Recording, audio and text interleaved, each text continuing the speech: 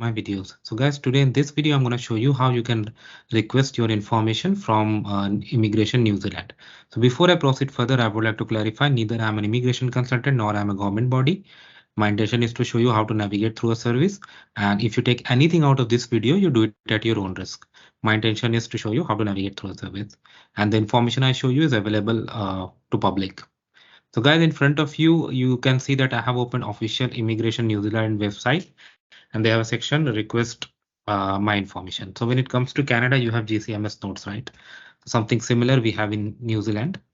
So you see what are the information you want. I would like to request or correct information held by me, Immigration New Zealand. So what do you want, request or correct? So if you go for correct, then you can provide information as much as you want and what exactly you want to correct. Upload supporting documents and you can submit. Okay. So in this way, you can correct the information. Okay. But then if you want request, click on request. Now you need to select what you would like to my arrival. And so see what are the records they have that they can share with you.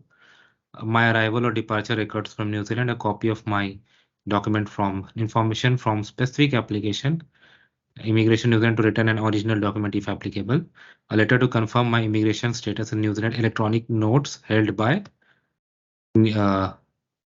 Immigration New Zealand. So does it sound familiar if you are aware of Canadian immigration system?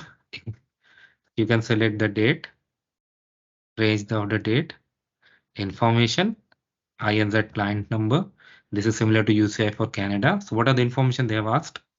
Name, date of birth, country of citizenship, contact email, contact number, client number, passport number, address, supporting documents, proof of your identity.